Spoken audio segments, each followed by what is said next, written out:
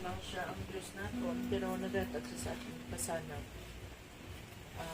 Kita, sa mga pasila, ang mga kita ini, na kung sabihin, ang wala kita sa ang suga maaton, kundi sa pagsindi naton, sa mga kanila among sa Jesus, hindi naghatang sa ating sa pasanag.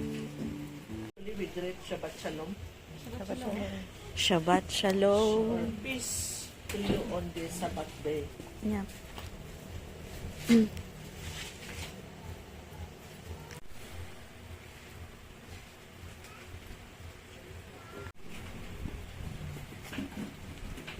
Thus the heavens and the earth were completed in all their vast array.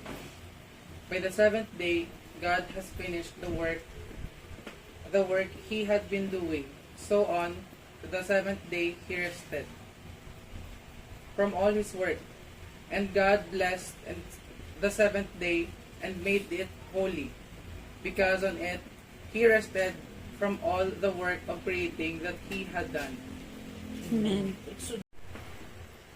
Exodus chapter 20 verse 8 to 11. Remember the Sabbath day by keeping it holy. 6 days you shall labor and do all your work. But the seventh day is a Sabbath to the Lord your God. On it you shall not do any work, neither you nor your son or daughter, nor your manservant or maidservant, nor your animals, nor the alien within your gates. For in 6 days the Lord made the heavens and the earth, the sea, and all that is in them, but he rested on the seventh day. Therefore the Lord blessed the Sabbath day and made it holy. Bread. Blessed are you, Lord our God, King of the universe, who bring forth bread from the earth. And we will bless our juice. With juice tonight. Blessed are you, Lord our God, King of the universe, creator of the fruit of the vine. So, kumbaga, it's a blessing for each family. It's a time that ipandar natin, may mga bagay pala that you need to forgive somebody. You need to forgive as a parent, as a brother or sister, as a friend. May mga bagay pala nga dapat natin iboy ang pagpatawad. Na gusto natin nga ang Ginoo, ang pagpakamayon sa Ginoo, magdalunsay at magpadayan sa aton nga mga daloy. O kung mag-flow sa English pa. So, at the same time, as a husband, bilang mga bana, kinahanglan i-bless nyo man yung mga asawa. And as ginikanan, you have to lay hands. Albert, lay hands sa inyong mga kabataan. Wala si si Christy malihan sa niya mga kabataan. Okay? Just declare sa kamay ng blessing. The Lord bless you. Okay? You stand up. My mind is centered of my face. Thank you, Jesus. Open my eyes that I could be able to see, and my ears that I could be able to hear, Yes. and my heart and my spirit that would be able to understand Yes. what I see and what I hear. Thank you, Heavenly Father. In Jesus' mighty name. Amen. Holy place, I stand in reverence, Lord. I long to see your face to face, worship at your throne. I bow my knees before you, Lord, to seek the face of God.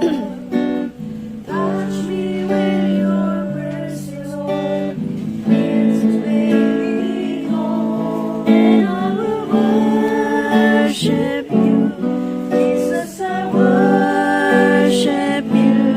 Your love is running through with my love with you. Hearing your voice where I go, stay on.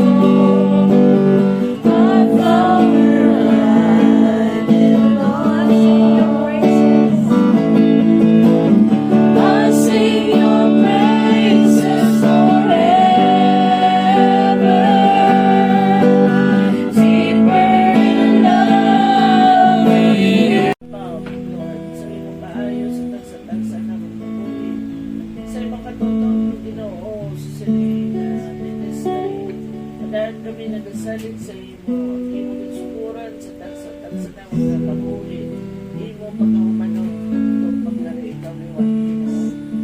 Sa susunod na gabihon, sa naging naman mga panahon na agod bahang pa na mo sa tuli, ilamang imo kaayo, ang imo mga pagigugma, kundi man pala naman Ginoo, ang imo pinupulo at plano sa aming kabuhi, sa sinang Ginoo, panayawan ikaw, nagabalik ka na namin sa imo, ang pagkasalamat sa pangangalaman ng Kristo Jesus. Amen. Magkaon. Or kung kaisa ang kalipay is ito ka imposible ang natabo. Ang ginatawag na anxiety is a universal struggle. Struggle ka, anxious ka pala, di ka mapakali kung ano ang nagkakalatabo. Di ka mapakali nga daw hindi mo maintindihan na mo kakalatsagon ka kuna-una. Pero hambal diri isang ating tulong na makita sa Philippians, amalya, nag-provide ini sa aton sang isa ka divine prescription. Di ba sa unang dumduman yung gambal si Pastor? No kani yung may ara sa lubaton kani kung mag ano gani dugla parte sa platian. Kung hindi kita mag-alert, ma-overcome kita sa anxiety. Apang sisining nagari naton amo ni ang divine prescription sa aton sa Ginoo. Sa mga tinion nga don't panic. Kundi ang kalinong sa Ginoo. You know, hindi malipod sa aton ang natabo kay Inday, pero hold your peace.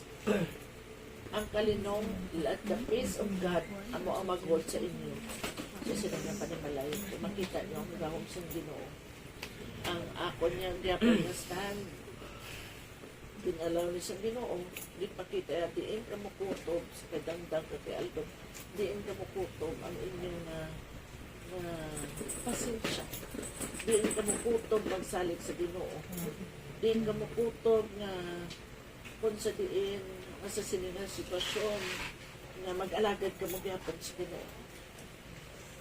Bisan pa sa atubangan o kung dinasugatan ninyo ini gusto sa Ginoo nga ang kalinong sa Diyos amo magpinpang ibabaw na may mga tinion kung tanaw naton in our human understanding hindi na kita ka-intindi pero may ara ko da prescription 4 ka literaty.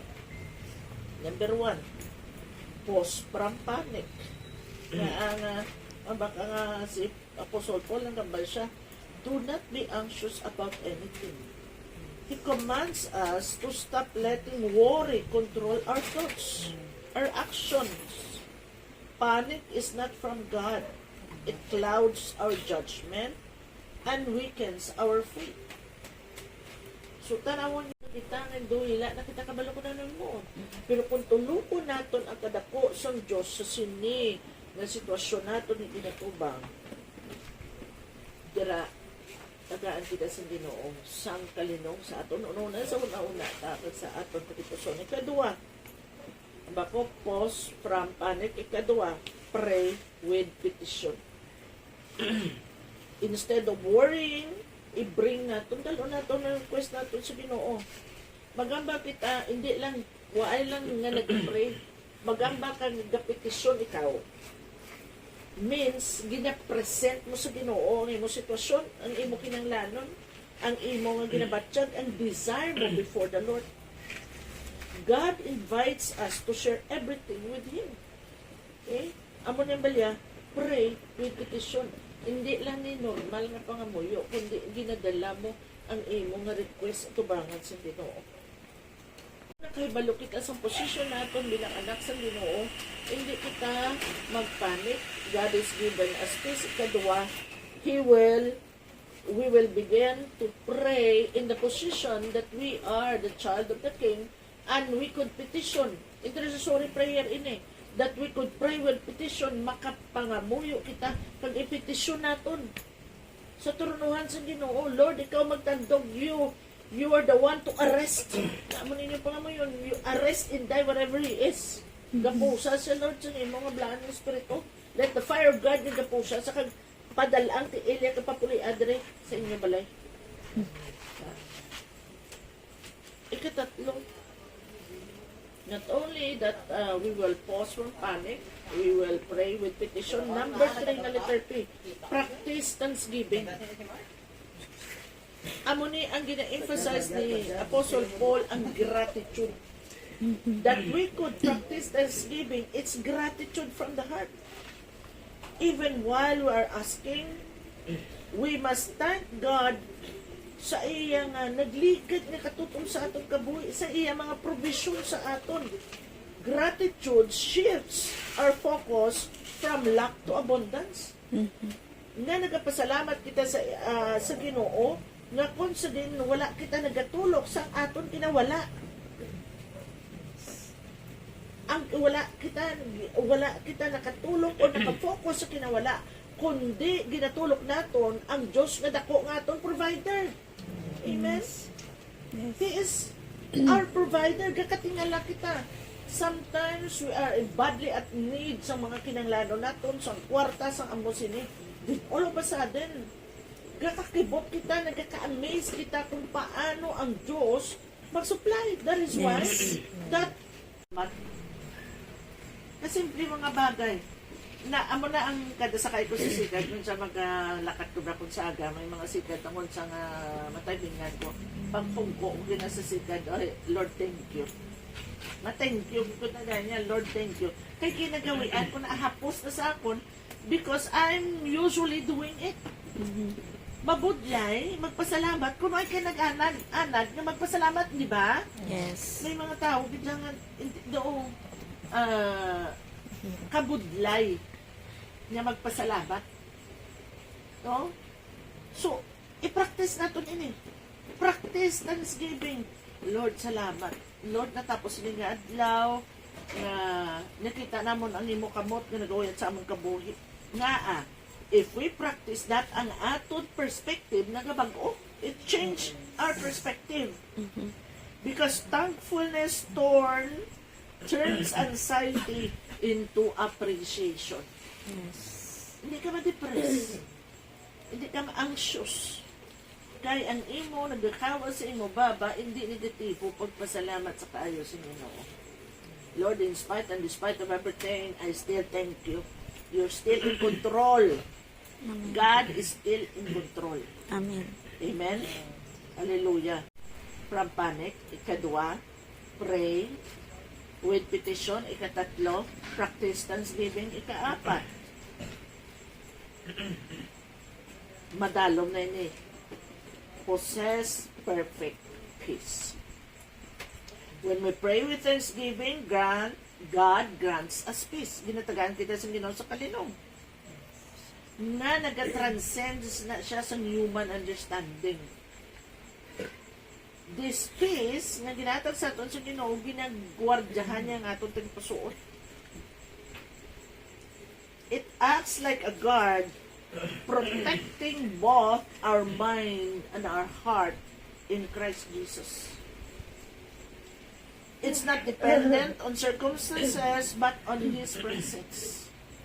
Amoy na that number sila daw kakalma lang tayo boy. I remember nadumduman ko ng istorya. Isa naman sa una kay estudyante from CPU pindalada sa nanay sa Precious Gems. Ang iya bata, nagupod sa tumbon pang kung natuon kita, if we have this apat ka letter P, na sigurado ako nga ang balsang dinalan sa Philippians chapter 4 verse 6 to 7 that we should not be anxious. Matukina, we should not be anxious about anything, but in every situation, by prayer and petition with thanksgiving, we will present our request to God, and the peace of God that surpasses understanding or transcends all understanding will guard our hearts and our minds in Jesus Christ. Pastor Raquel, pass it on, the bread.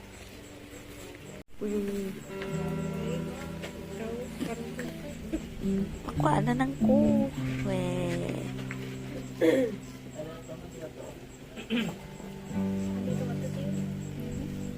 Na, Pass the bread.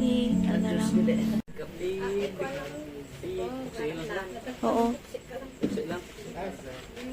Oo nga gin sipad-sipad ta ang bilog nga tinapay din pang piyak-piyak ta agin divide sa aton amo man na ang ginhimo ni isang lawas ni Kristo nagaagom sa isang mga kapilasan mga lagob nga gin ano yan gin ano ni gin kargaya sa iya lawas amang tanantang nga mga balatian kada hanot sa iya sa 39 kahanot sa iya mga sa iya lawas 39 ng mga balatian kag mga kasakitan ang ginaangko niya para sa aton diba ay alsahon tayo nga tinapay Ginoo salamat sa sini nga tinapay na kung sa diin nagasimbolo Ginoo sa mga labod mo sa imo lawas samtang amon kinigaw nun pasalamatan namon nagapanom dun sa amon sa mga pilas mo nga naangkon para gidlang para sa amon nga kahilwa nga kung sa diin kag may kalinong sa amon na nauna kag tigipusoon nga ikaw ang Dios kun anong imo ginsuburan imo pagkahumanon sa amon kabuhi in Jesus mighty name amen. Amen. Bas, nagasimbolo Ginoo, iniambal mo, this is a covenant that is sealed by your blood. Thank you, Abba Father, for your great love for us. Sa amang pagtipon, sa pag-inom namon nini, sa sining nga dugos Ginoo, napamatuda namon, ikaw ang Diyos, wala nagkulang sa amon. Salamat Ginoo, sa sining Ginoo nga amon pag-inom, ginaproklamar namon ang imo kamatayon tugtog pagkari ikaw liwat dalayawan ina ikaw siluhi ang imo gibuhat sa among kabuhi in Jesus mighty name amen. Amen. Aton inon ang aton Diyos To the Holy One, give thanks, because He's given Jesus Christ, His Son, and now, and the will for us,